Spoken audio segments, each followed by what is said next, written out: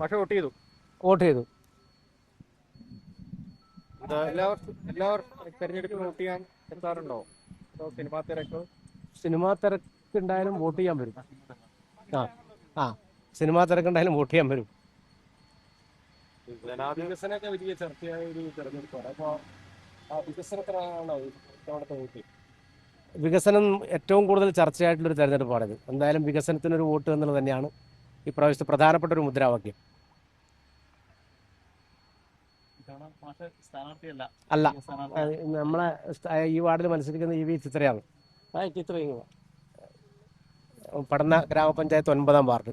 ആ 10 വർഷം മെമ്പറായിരുന്നു പഠന ഗ്രാമപഞ്ചായത്തിൽ തന്നെ 2 വാർഡിലായിട്ട്. അപ്പോൾ മാഷ ഒരു ടേം കഴിഞ്ഞ് ഇറങ്ങുന്ന ഘട്ടത്തിലാണ് ഈ ഒരു തെരഞ്ഞെടുപ്പ്. അപ്പോൾ ആ കഴിഞ്ഞ ഒരു കാലവും പിന്നെ ഈ അതിനുശേഷം മെമ്പർ എന്നതിൽ നിന്ന് മാറിയിട്ട് വോട്ട് ചെയ്യുമ്പോൾ ഒരു അനുഭവം എങ്ങനെയാണ്?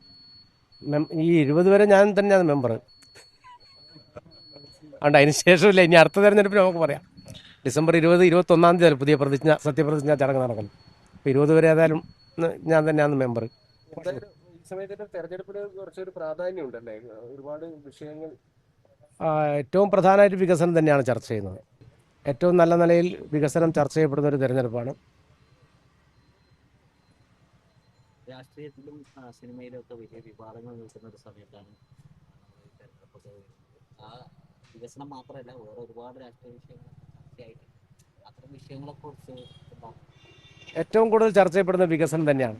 വിവാദങ്ങളല്ല ചർച്ച ചെയ്യപ്പെടുന്നത്. ഏറ്റവും കൂടുതൽ ചർച്ച ചെയ്യപ്പെടുന്നത് ഈ കഴിഞ്ഞ 10 വർഷം കേരളത്തിലെ LDF ഗവൺമെൻറ് നടപ്പിലാക്കിയിട്ടുള്ള വികസന പ്രവർത്തനങ്ങൾ തന്നെയാണ് ഏറ്റവും മുഖ്യമായിട്ടുള്ള ചർച്ചാ വിഷയം.